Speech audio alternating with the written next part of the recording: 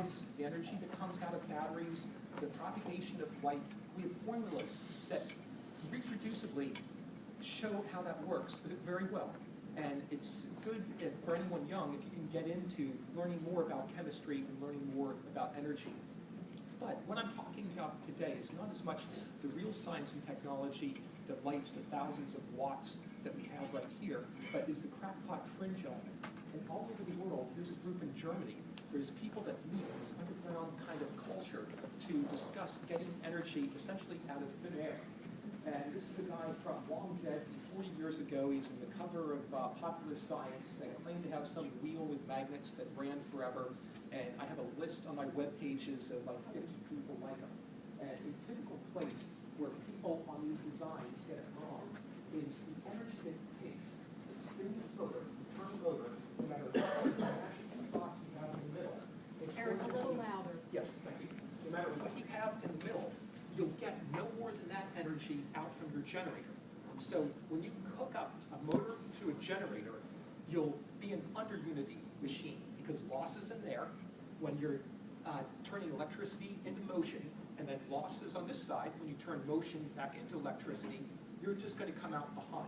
I didn't write the laws, it's just a fact of law, but there's many people that in the same way people like me, I failed to solve Fermat's last theorem, I failed to solve the Riemann hypothesis. There's lots of people that like a challenge and will try things even if they're impossible. So the trick is that I recommend to people is don't quit your day job for this kind of design. If you have to try it, try a simple little prototype at home, but don't plan on having the hubris to do what is simply impossible. And there's no ends of these designs. For example, this person thinks with electricity he can stop gravity and then make the wheel turn forever.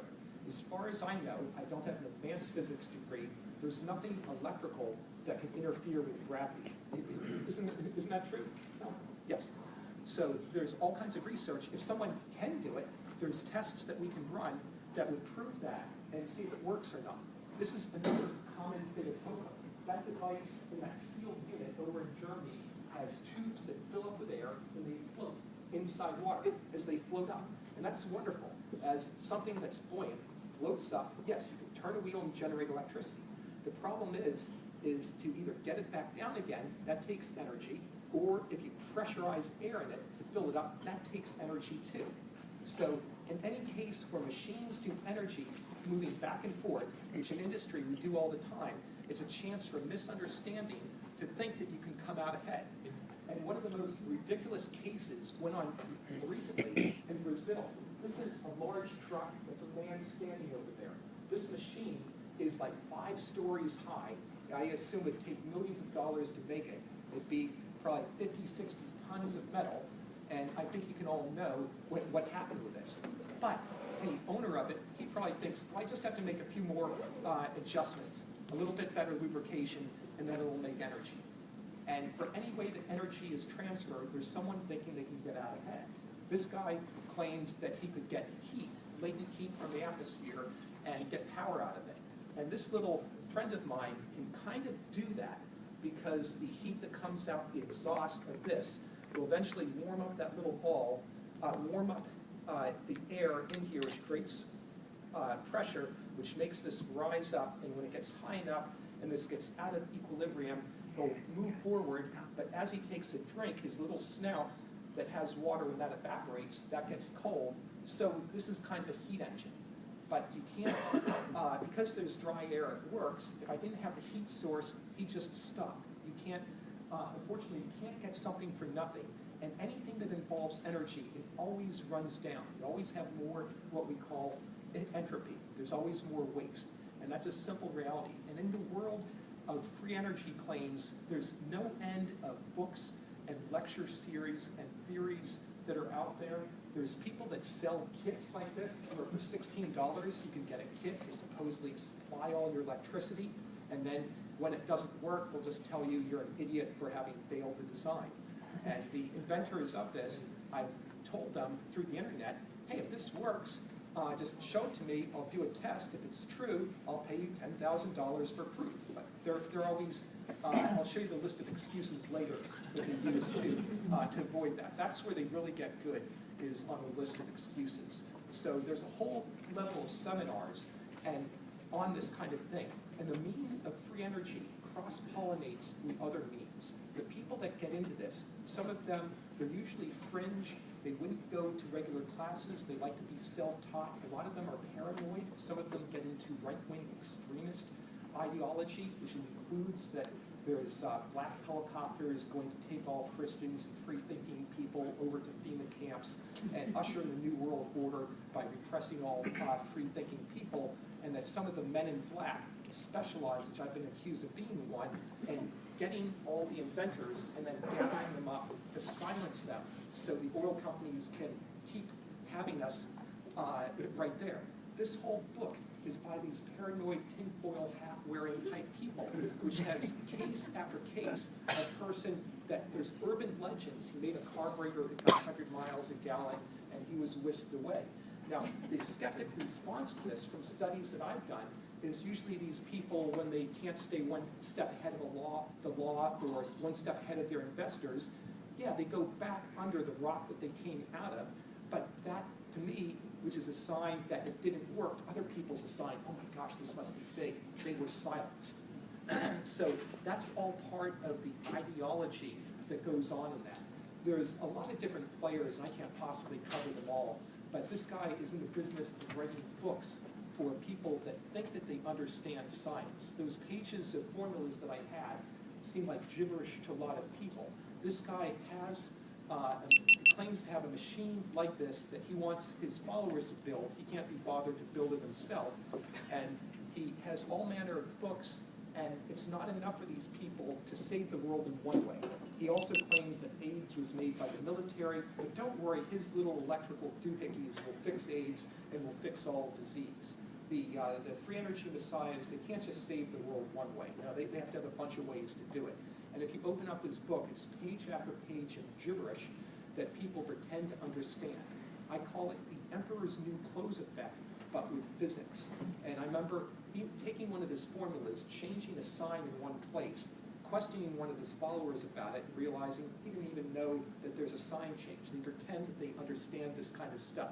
These thick books are an intellectual boat anchor that people get addicted to, and it keeps them away from reality. I thought this was funny. This came out like 20 years ago, after another 20 years of books. It's supposed to be the final secret, but none of his followers have made something that really does that. There's also a related group of people that believe the myths. My father-in-law believes the myth that there's carburetors that people have invented that let your car get huge amounts of gas mileage, but they've all been gathered up, and it's a secret. And you can buy plans for this kind of stuff. This article is someone, I think he made an engine that he said ran on water. There's been a number of people that do that. This guy claims to get 58 miles a gallon. This one, oh no, you can get 78 miles a gallon doing this. Do I have 100? Yes, there's 100. No, this person comes along, no, don't stop there. You can get 200 miles a gallon. And the truth is, you can get actually 1,000 miles a gallon with a bicycle-like car that's aerodynamic, light enough that you can pick it up easier than a bicycle, under controlled conditions, super high-pressure tires, super smooth to track, everything just perfect. But for a real car like one of ours, yeah, there's a lot of improvements that can be done, but they're not going to become done from people out working in their garages. It's unfortunately getting advancements now. They're not easy ones that one person can do. People that do technology, you need whole teams of people. We're mostly done one person making something new. It might still be possible, but stuff like the Higgs boson, can anyone tell me about how many scientists and engineers worked on that? Faye, you were there, weren't you? About how many people? Well, I've written about it. I know there were 17 from Penn alone. So Okay. It was several hundred. Maybe Yeah, I've heard in the hundreds, many years. That's just a simple reality. To make advances, that's what it usually takes. This is another character that he's another high school dropout. God told him to bring free energy to the earth. He made devices. He's got lots of people to look at it. James Randi looked at it, but refused to sign, saying, hey, you didn't show me any proof. It's just something that turns with magnets. He's gotten on the Discovery Channel. He's been on front page articles about his claim to solve all our problems. But one of the things that FACT does is Tom Napier over here, who's my physics mentor, who did real launching rockets in space for Europe. He's written articles, other people have written articles on why this simply doesn't work. And we go a step farther saying, okay, if you have one of these things that does work, we can measure it and see if it does work. But this is what you do. Take the extra output power that you have from this thing, don't plug it into the wall anymore, make all its own needed energy from your extra energy. But after offering that, he threatened to beat me up if he ever sees me, and says that God's going to send me to hell. So we recently backed him. We're open-minded people. We publish articles from anyone. This character that Ray, I have no problem with him printing, is a follower of Joe Newman, and he says that his our scientific theories are wrong, and it should be up to the scientific community to help them resolve the physics so that all can benefit from it. No, it's his responsibility to show us the burden of proof that could potentially elevate him above all the nutcases out there. He goes on to say, organizations like your own do nothing to advance science in the future. We're in the hands of people like you skeptic trods. Is trod a young people term for troglodytes? Is that what it means? Did it mean troll? Is trod a new word I should use? Okay. We never have gotten past the wheel because we all know it's impossible to fly. Making these kinds of statements make you only lose your credibility and look like a target. No doubt your group will not post this comment, but send it into the ether. So we did host a speaker who had worked with Joe Newman, helped him try to make a machine. Joe stole it in the middle of the night, reneged in all kinds of agreements. And I've also talked to people that have invested money with this character and never had anything to show for it. Now, Joe Newman, yes? As a little aside on Joe Newman, he's 101 years old and he ran for Congress last year. That's about the Well, he ran for president about 20 years ago. Another thing, God told him to marry his secretary at one time and her 8-year-old daughter. Luckily, Protective Services stepped in at that point. Now, he was inspiration for this character that I had a personal crusade against for about 15 years, Dennis Lee. Dennis Lee went to one of Joe Newman's shows, tried to join forces with him, and Joe says Dennis was just too stupid to understand it, and I kept information flowing back and forth, and they've gotten in really cool pissing matches back and forth, claiming that one stole the other's stuff. But Dennis Lee is, like Joe, another high school dropout. I don't know Joe's criminal record, but this guy has been in and out of jail. But he does what to me seems really cool. He runs the big con. He took out full-page ads like this and bigger in the Enquirer. He rented out the entire what was the core state spectrum. What's the building called now that our basketball team plays in? I should know that.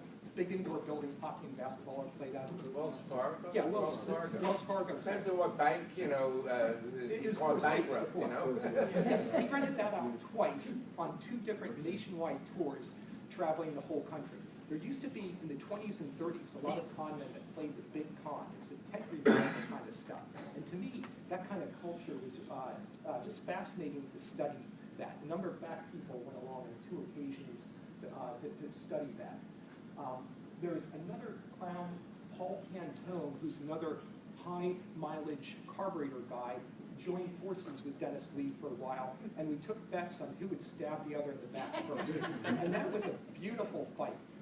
Paul actually went to state attorney generals and let them know exactly how Dennis Lee's scam went, and a lot of the state attorney generals ended up prosecuting Dennis, who was trying to poach his followers, and they ripped off some of the same people. There's only so many elderly people low enough in cents, high enough in dollars to really stand to keep these stuff going. But that was a beautiful fight to see them going on at it. I can't take on all the idiots, so they have to fight each other. But this is another full-page ad in 1992, before I ever heard of them. He was getting people involved politically, that the power companies had a stranglehold over us, and we needed to have free energy to make it. And it's part of the political thing that people sign a declaration of energy independence, that they're not going to take it anymore, and they're going to sign up to have these machines on their house. But the real thing is not getting signatures on that. It's people to have paid $10,000 up to $300,000 for a dealership with a right to sell this kind of stuff. That's where the real money comes in, that takes out the full-page ads and all kinds of periodicals. This is one of his many attempts. They call it the International Tesla Electric Company. Tesla was a very bright man in his younger years, when nuts in his older years, and his nutty claims that never did work, people are still trying to replicate. This is a plea bargain with the Kentucky Attorney General. The state attorney generals don't really go as far as prosecuting people as the federals do. But one thing I was instrumental in, and anyone who's an activist can do this, if you have an interesting story, just tell a news person. I was effective in getting a lot of stories written on this, on the different kinds of groups that he was trying to scam. The Philadelphia Inquirer, I got them to feel bad for making money on the full-page ad, and they at least did a real story on them. The same thing with, this is a lesser publication, but USA Today. I got in that, and I got my little 15 seconds of fame for being quoted, in fact, being quoted. We spread some awareness. It undercut a lot of money that they had. There were a lot of neat articles, and the press is fairly decent about it. The cool thing about Dennis is he scammed Pat Robertson out of $30,000 years ago. He scammed a lot of people. Pat wouldn't make any statement about it.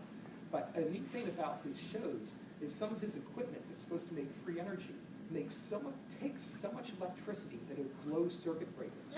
So if he ever gets back into it, and there's too many injunctions for it to ever happen, if you go around to the back of the building, you see one of these trailers, diesel generator trailers, make enough energy to show the free energy machines. So, this is one of his diagrams of something that can take the heat that's around us out of the air and turn it into electricity. The only way you can take heat and do something useful with it is phase change water, make steam, make something turn, cool it down, cycle it again. But the heat in the air is just not useful unless you have something much colder and much hotter. And you can learn the physics of that kind of stuff. But he used to say he was put in jail without a full trial. Well, the reason why he was in jail without a full trial is this document that I post on the internet. It shows where he pled guilty for 8 counts of criminal fraud rather than the original 42 counts.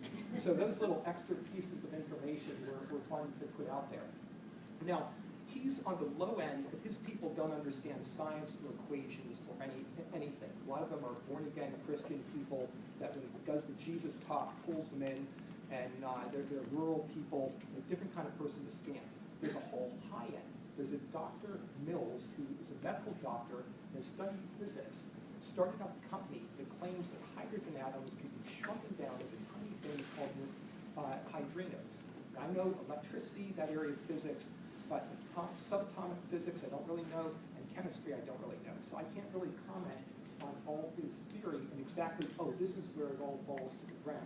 But he's gotten a lot of press, a lot of coverage. He has real scientists that work for him, and he's taking out a patent. I think it might have been pulled back. Fake Flam is taking a look at it, and he has pages and pages of theory for how everything operates. And those first equations, I could go through those and let you know if there's something wrong. But this equation, by the time you get pi, the Saphias-50 of free space, mass of an electron, natural law in there that's C. I don't think I could easily, I don't have it in me to go through that. There are people with advanced degrees that could point to what's wrong exactly in that, but most people, myself included, just aren't going to understand it all. Now, one person who's done a little bit of looking into it, hey, Howard, can you just say a few words, just your own experience about this local character in Princeton? Okay, I didn't expect to do this. Eric asked me when I got here, and in fact, he told you just about everything I was about to say anyway. So Backlight Power is not a fly-by-night company, at least not yet. They have nearly $100 million invested in them, and they have been around for more than 20 years. So basically, let me just elaborate a little on what Eric said. The prevailing theory for about 100 years has been that atoms and molecules have electrons, little particles. The electrons have energy levels, here, here, but you see, nothing in between. That's what's called a quantum. Okay, so the hydrogen atom has an electron, and it has energy levels, and you can bump an electron into a higher energy level with heat or light. When it drops back down, it will give off heat or light. Most hydrogen atoms exist with the electron in what's called the ground state, the lowest energy state. What Backlight Power claims is that they can get that electron, they claim that what we think of, what 99% of scientists think of as the ground state of the electron is not. He can get the electron to drop to a lower energy level. And then this energy is given off. In fact, it's given off in the form of ultraviolet radiation, which is why the company is called Backlight Power. So he doesn't claim to be offering free energy. But it'd be incredible. Incredible. A bucket of water would heat your house for years. Yeah. Right. Yeah. So, That's good enough. Yeah, okay. The general idea. Yeah. Every 2 years, I offer to help the guy with calorimetry experiments to see if it really makes the energy. But his people won't respond to me, other than say, watch out for their lawyers. Yeah? I'm going to interrupt. He said something that they claim they dropped it below Yes. the first level. Fine, but that should show up on an interferometer. Oh, exactly. And when you get into the evidence, they talk about all the bands of measurement, and that's where you know more about that than I do. I see the discussion, and experts can explain exactly why their interferometer experiments are wrong. And there's radiation measurement. It's just really advanced in areas that only someone up there can really fully follow that. Yes. You talk about, you can't get energy out of the air.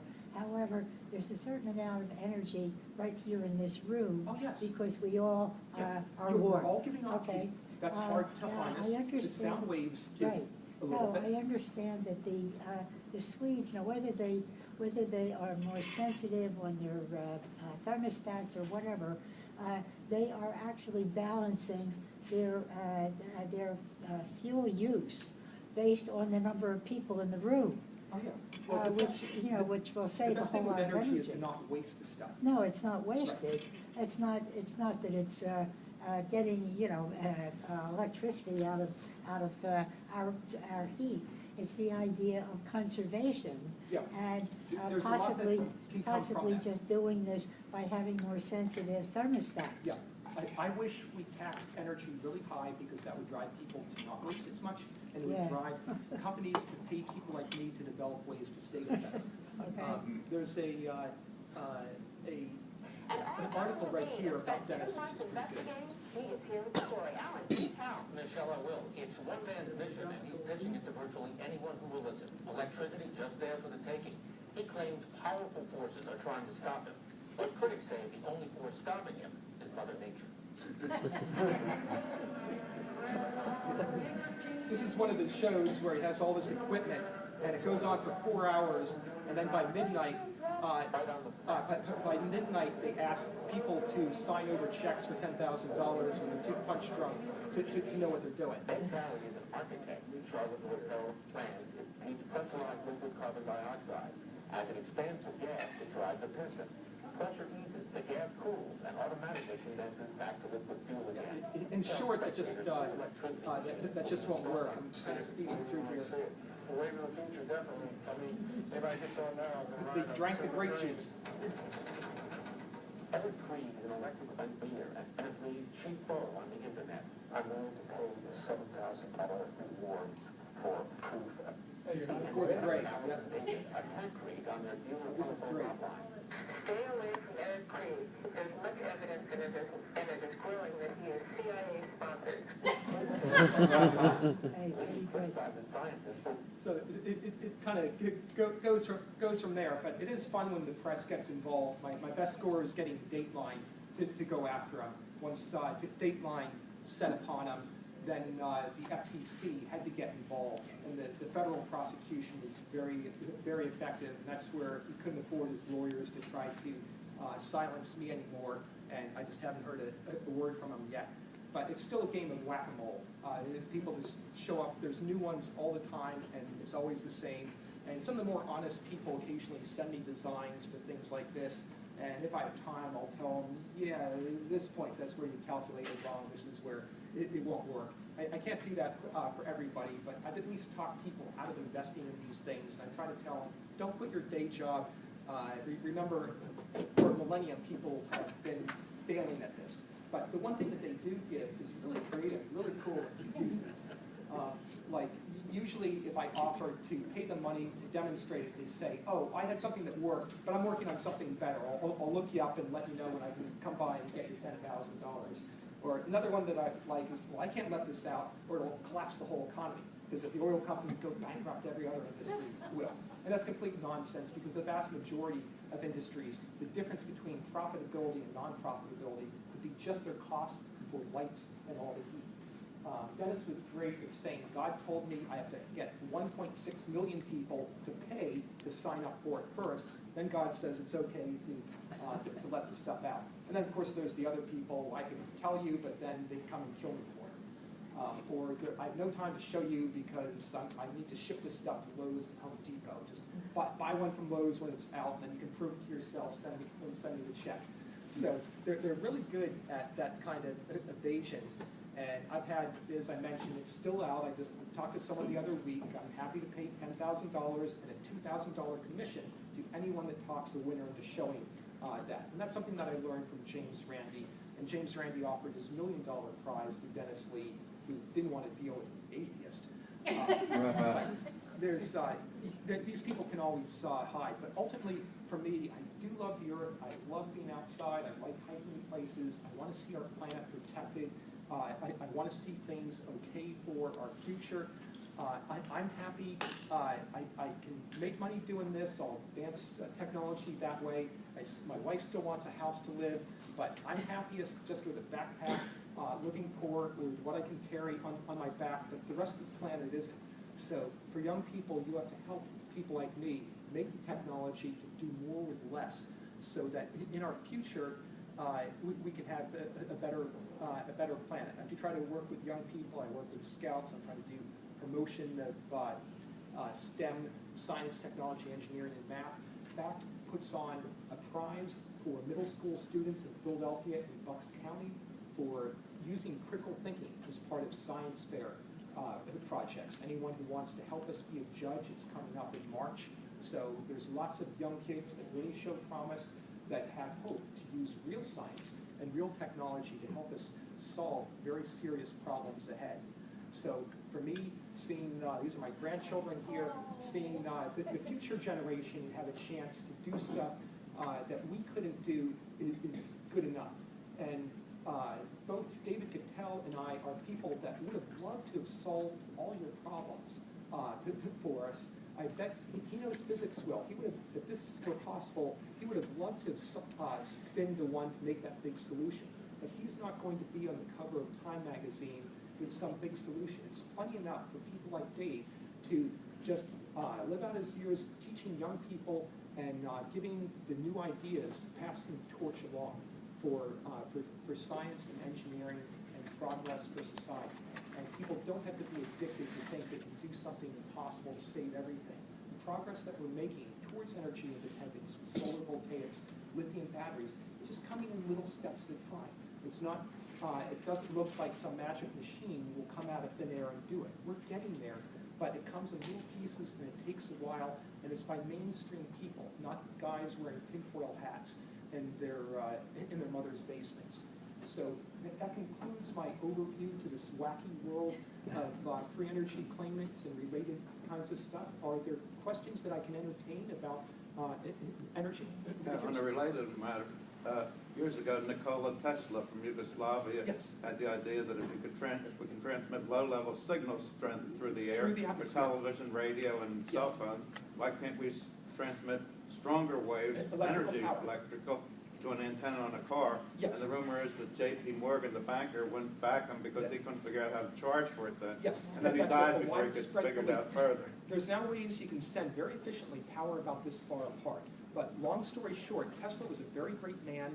We named the unit Tesla to measure magnetic strength after him. He did wonderful polyphase stuff and made wonderful inventions. But great inventions seem to actually come from younger people. Once you get my age, you just don't come up with that great stuff. And in his latter years, he was a crackpot. He had people invest in things that didn't work, including the huge tower in Colorado that was supposed to send power elsewhere, and all it did was blow up the local power company.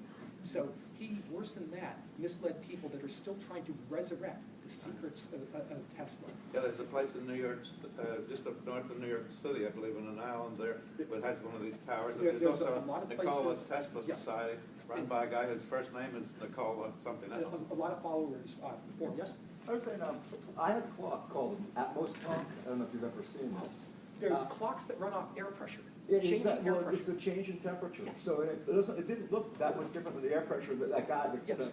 What You can get that guy tiny was. amounts of power harvested from our cell phone traffic that's going in the air from radio waves, harvested from vibrations going through stuff, little changes in air pressure, little changes in temperature, and they can run stuff perpetually. And that's why I won't give a prize for perpetual motion, only for useful energy. There's little ways of just a bug fart of power. You keep something going, like my little buddy here, that's almost no power for that, but they're just not useful. It would cost way more to make ways to harness that than you'd ever get back in your power. So it's good for applications of tiny little things, no wires on me, but saving everything, that's a little tougher. Yes?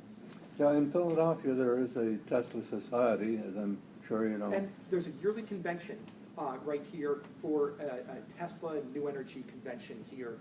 There's been other ones in New Mexico and in Colorado, and there's people that had museums. And Well, he's a complicated person. I'd like to add a little. That was founded by someone who brought an invention to the American Society of Inventors, which is a venerable society in Philadelphia. Yes. And I reviewed the invention, and it was conservative. I mean that in both senses of the word. It was not an unconservative. It did not violate the energies of the law of conservation of But do energy. they have something Well, working? let me finish, because I haven't said anything yet. Yeah. I said that I would like to say to you that I could not find anything wrong with it, but I didn't have the expertise to say what was right about it. That's an important point, to be able to recuse yourself and say, maybe there's a flaw in here, I'm not the one to find it.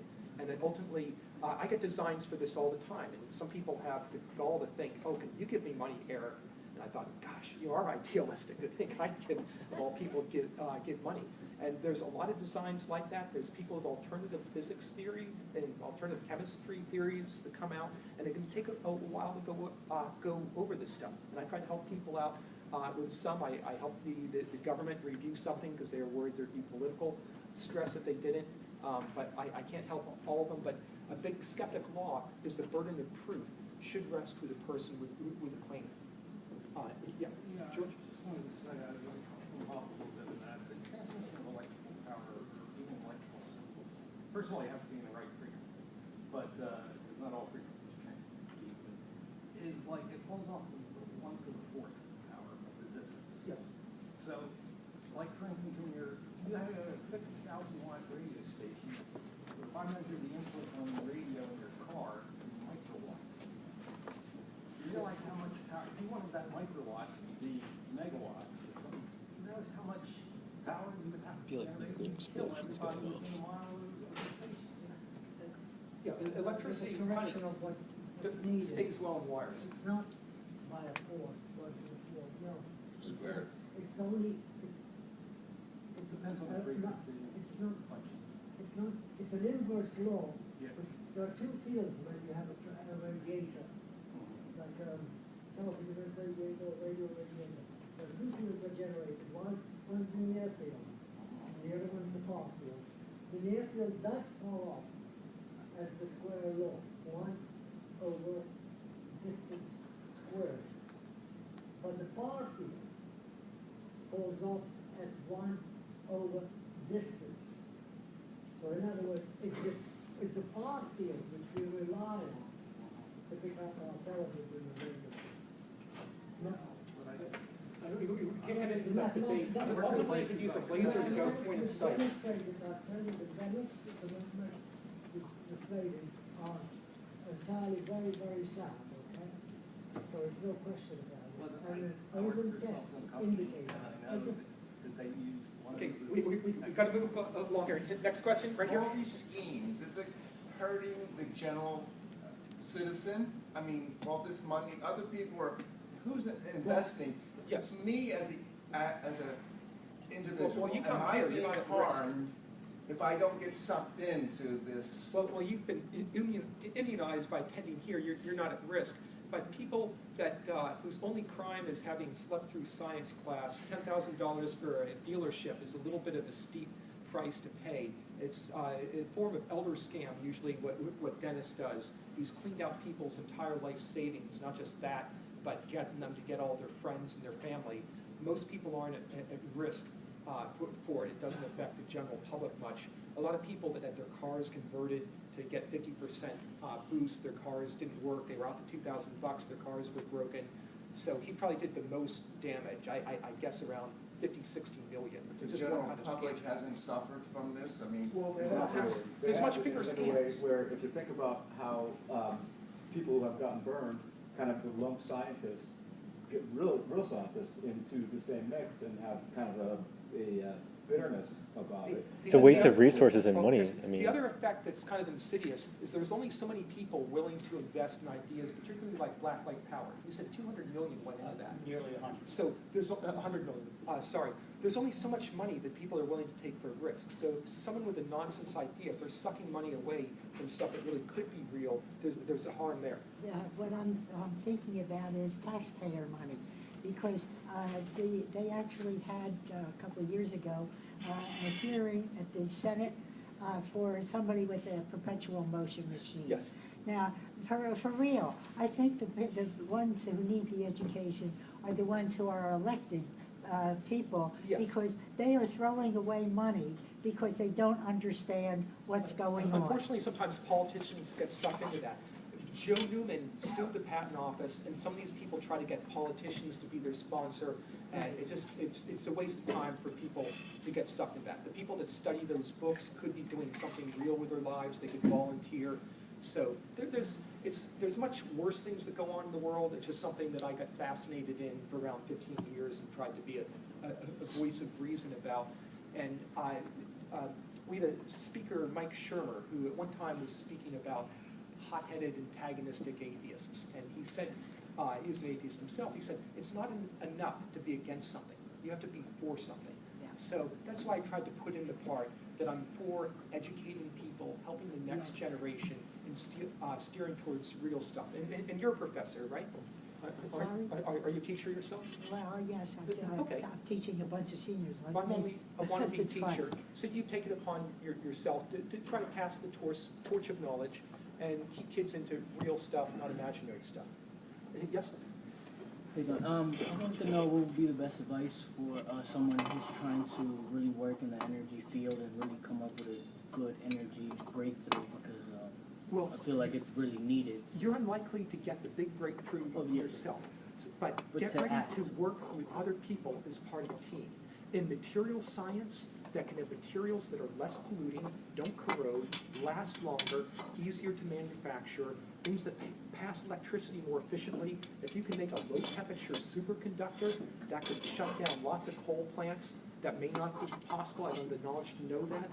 Getting into electronics, getting into mathematics. If you can work on computers to have cars talk to each other, to be able to tailgate each other under computer control, you could suck all kinds of oil out of the thing, out of our system there. The grid could be stronger if your car could give back energy to the grid at other times. There's more efficient air conditioners. There's better materials that can insulate better. There's a ton of little ways that you could get into doing this. And as much as I'm happy we're paying less money for Saudi oil, the downside is we don't have that economic force to innovate. I'm a tree-hugging green. I love the earth. I backpack. I pick up trash while I'm out there. I try to recycle because it's the right thing to do. Most people only do the right thing when economic force comes to bear. I wish I could pay a lot more tax on gasoline and oil, but this is a great time to be young. There's all kinds of stuff that you can go in. There's a lot of new technology. There's winners and losers.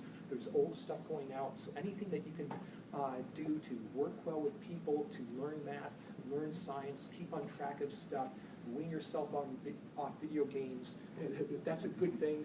And Been there, you have a lot of, there's a lot of things that have to be done. There's a lot of chances not just to get rich, but to really make the world a better place. And I encourage you and all young people to seize those opportunities. Yes? If I'm not mistaken, I think 2015 is the final year to get a federal tax credit for solar implication. That's a shame it doesn't go long. That's my best hope is solar. And solar voltaic changes have made that cost come down lower and lower. Because we mostly have because we have so much overcast here, and the sun's a little lower, it's not as cost effective here. But in the south, in areas that are drier and clear, it's really starting to make a difference during the peak time of the day where you otherwise need a lot of extra power for air conditioning. So to me, that's an exciting thing.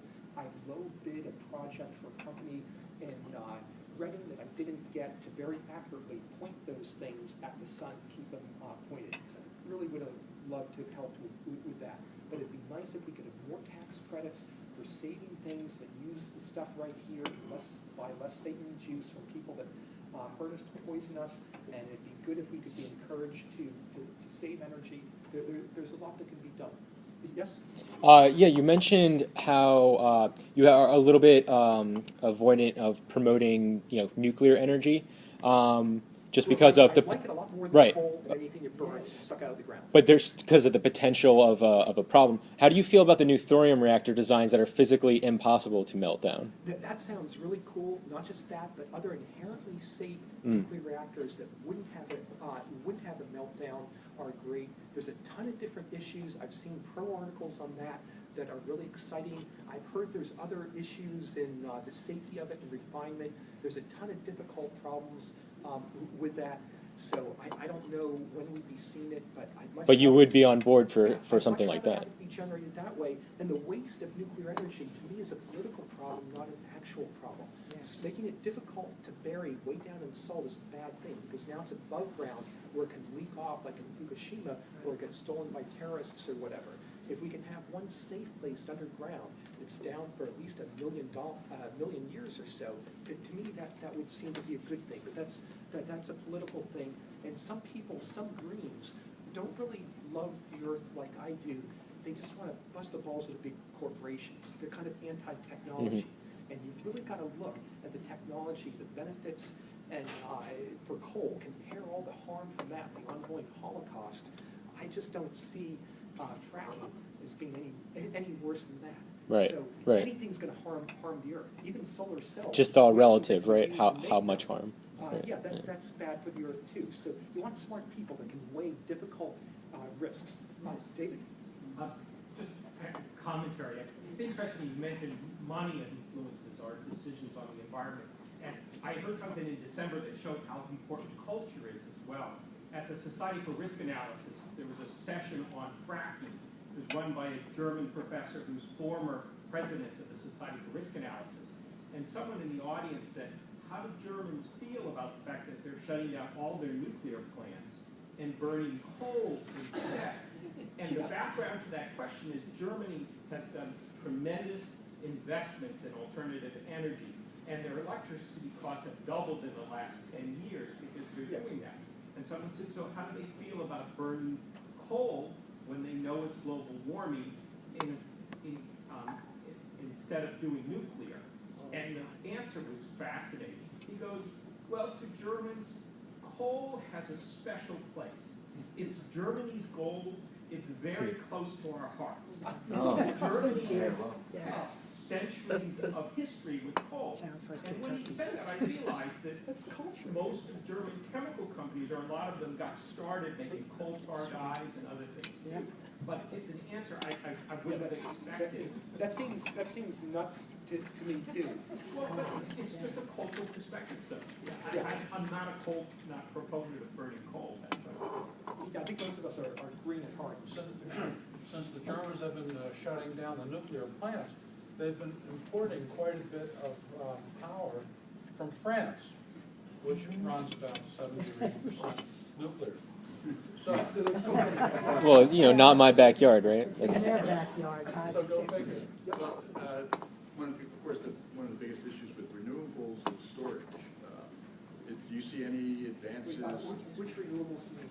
Well, solar or wind. Yes. And so do you see any breakthroughs?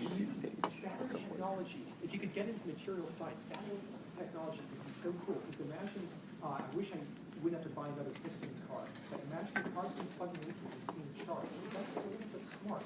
And the electrical grid can say, hey, I'm choking here a little bit. If it could then take back some of that energy, everybody's car could even things out so that when wave power is really pulling it in, and a long, strong wind, and you're getting out from that, and the sun is bright, sticking in the cars, if those things are choking off, just let the cars get back again. So battery technology, to me, would be an exciting way to do it. And there's other ways to do it. You can put air pressure deep in the ground. You can have high reservoirs, and this is done already. Pump the water up when you have extra, pump it down. So that's another form of technology that can help us even stuff out. Many ways to do it. Yeah, I was just curious if you had anything to say about this. I read about this sort of idea that solar panel companies install solar panels on your house in order to benefit you as an individual, in the sense that you will be paying a lot of money back into the grid, reducing your energy costs, but that the positioning of the panels, I can't remember exactly whether it's like south or west or south facing at about this angle. right, but apparently, while that benefits the individual homeowner, apparently it doesn't actually help the grid itself, because it doesn't help with like peak usage during nighttime hours.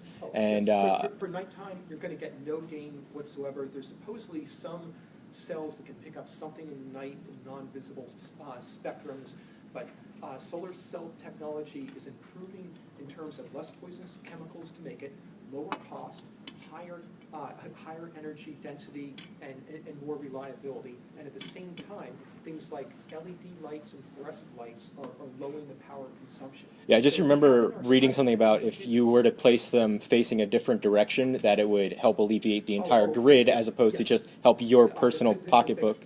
Yeah, and that's a tricky thing. Eventually, you'll pay power based on when it's needed most. Right. You pay a tariff at high peak times, just like you should pay more to use a highway when it's busy, because that can encourage people to take it easier in the whole system. Since nuclear was mentioned, I remember reading some time ago that there were two methods of processing the uranium to make one low level and one high level. Oh, yeah. And the low level would be safer, but the government went with high level because the fringe Well, they wanted benefit bombs. was you could use it for making nuclear weapons, where the low Yes. level you could not. That's what we did in 1944. We explored 4 different methods. There's gaseous diffusion, centrifuge, all kinds of stuff. And a dirty little secret that uses a lot of energy to refine the stuff.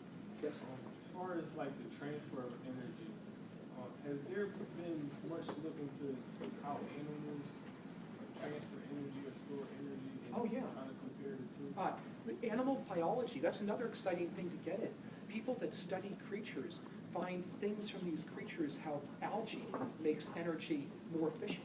And people are working on take what plants do out of the plants, engineer it directly, so you can have something that's like a leaf that doesn't just absorb energy, it would make sugar, it would purify water, it would make precursor chemicals that you need, it could make oil that you need. So looking to animals, what I believe has come from around 1 billion years of evolution, studying that more. They said articles on scientists that take a close look at the critters and find stuff that we can use. There's all kinds of ways that can be done to improve stuff by studying what's been in nature all along.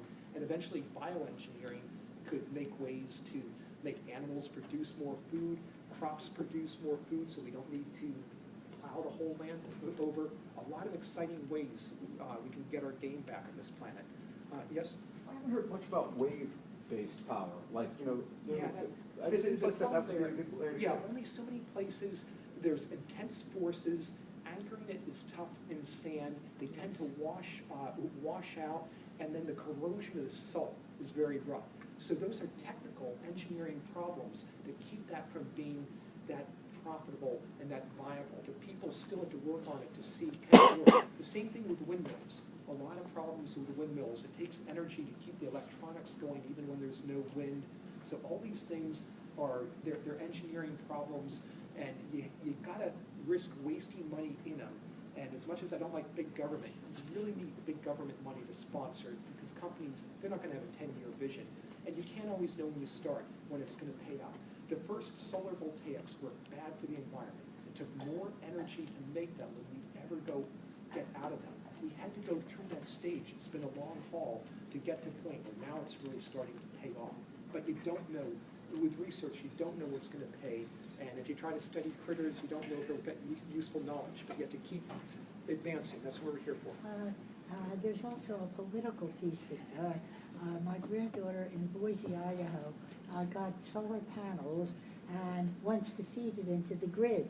More than that, the electric company wants to even charge her rather than take the problem for there's problems in doing that because yes. you have to, it's AC power. You have to synchronize it to the power. And if you make power in your house, yes. if the power lines are cut and someone's working on the line, they'd like to know that this side isn't hot. So if you're making power, that's a problem. The other thing is they don't like you to buy only power that you need. They really don't like that because if you make most of your power, they still have to pay for all the lines and all the maintenance. So they're not making much money off you. That becomes an economic problem. So they don't want to build new plants. That's really expensive. They'd like you to save energy, but if you make too much, it hurts their economic model. So all these things are complicated. Well, the thing about it is that in the summertime, Boise, Idaho is, you don't go outside unless you have air conditioning. Oh yeah, it gets hot. And the sun is out blazes. there all the time. Yep. And it is terribly wasteful not to have solar. That's the best the best use for that because when you're hot by definition, you're making you can run heat pumps. But now there's heat pumps that are far more efficient. You can use ground coupled heat pumps, take the cold in the ground. There's a lot of ways to save. I think I'll officially close things out. Anyone's welcome to yap with any of us later. There's actually a lot of physics professor type people around. But thank you very much for your time, and I encourage you to look out for our planet.